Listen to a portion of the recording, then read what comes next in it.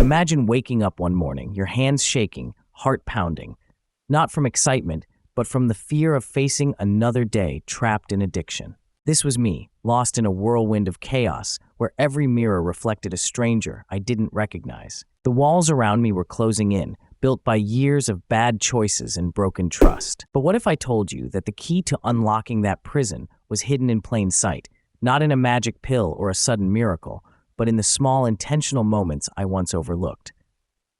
My journey to healing wasn't a straight line. It was a tangled path, littered with setbacks and self-doubt. The first obstacle was confronting the raw truth. I needed help. Admitting vulnerability felt like stepping off a cliff without a parachute. But I learned that vulnerability wasn't weakness. It was the foundation of strength.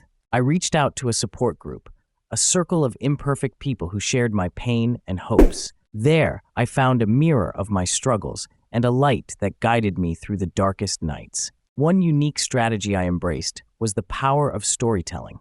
Not just listening, but telling my own story. I began journaling every morning, capturing the storms inside me with words.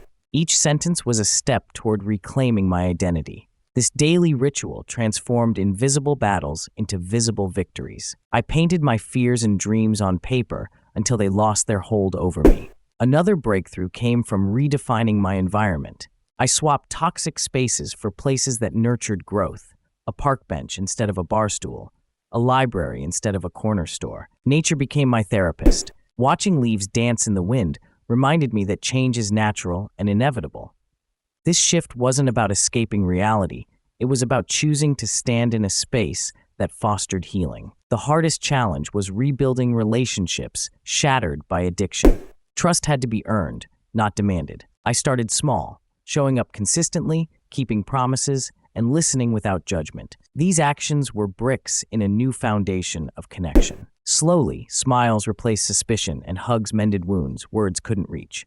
The transformation wasn't just internal, it rippled outward. I began volunteering to guide others through their own darkness. Sharing my story sparked hope in people who thought they were beyond saving. I saw firsthand how empathy and genuine connection could ignite change. Helping others became the fuel for my own recovery, a cycle of healing that transcended my past. If you're watching this and feeling stuck, here are 3 actionable steps you can take today. 1. Find one person or group where you can be honest about your struggles. Vulnerability is the first step toward freedom. 2. Start a daily ritual that helps you process your emotions, whether it's journaling, drawing, or simply sitting quietly with your thoughts. 3.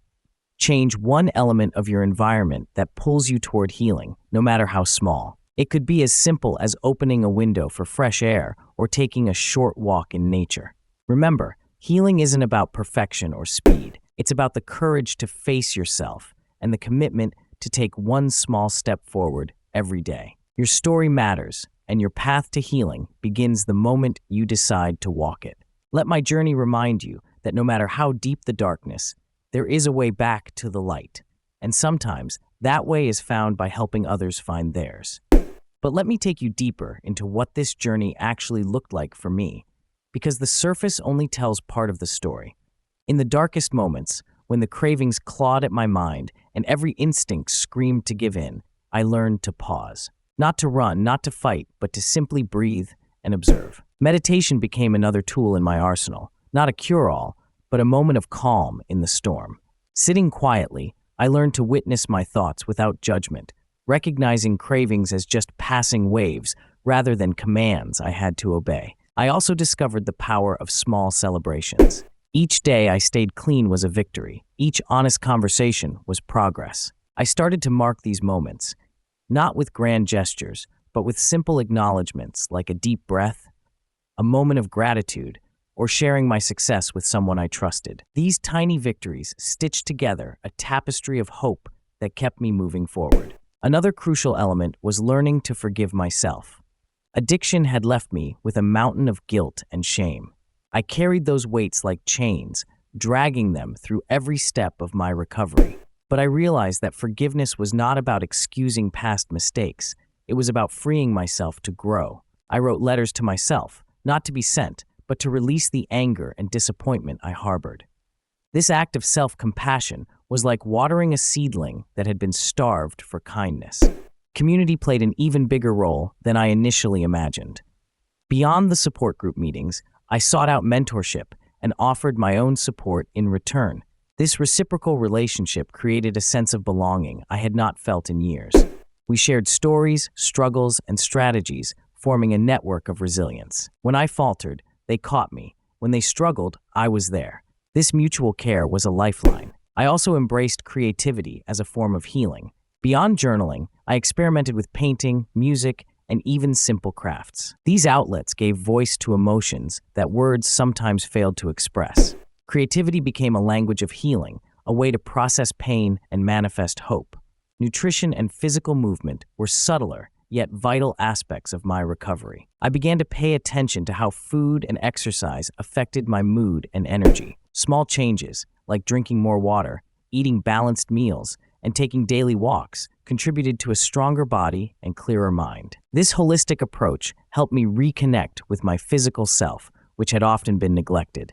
I also learned to set boundaries, to protect my progress by saying no to situations, places, and even people that threatened my recovery. This was difficult, as it sometimes meant facing loneliness or disappointment. But these boundaries were acts of self-respect, crucial for maintaining the space I needed to heal. Financial stability was another challenge I addressed gradually. Addiction had drained my resources and left me in debt. I sought financial counseling and created a simple budget. Managing money responsibly restored a sense of control and reduced stress, which was essential for my mental health. Spirituality, in whatever form it took, became a source of strength. For me, this meant exploring mindfulness, gratitude, and connection to something greater than myself. Whether through nature, meditation, or community, this spiritual dimension offered comfort and purpose. Throughout this process, setbacks were inevitable. Relapses happened, and with them, waves of despair. But each time, I reminded myself that recovery is not linear. Falling down didn't erase progress. It was part of the journey. I learned to treat setbacks as lessons, not failures. I want you to know that healing is deeply personal. What worked for me might look different for you, and that's okay. The important thing is to keep moving, keep seeking, and keep believing in your capacity to change. So if you're feeling overwhelmed right now, start with kindness. Be gentle with yourself. Reach out for help, even if it feels scary or uncomfortable. Begin a practice that grounds you, whether that's writing, walking, or simply breathing. And make one small change in your environment that supports your healing. Your journey might be long and winding, but every step you take is a testament to your courage. Remember, you are not alone. There is a community ready to support you, a world of resources waiting to be tapped, and within you, a well of strength you may not yet have discovered. Healing is possible, freedom is possible, and your story, with all its twists and turns, has the power to inspire others who are still searching for their light. Together, we can break the chains of addiction, one small step at a time.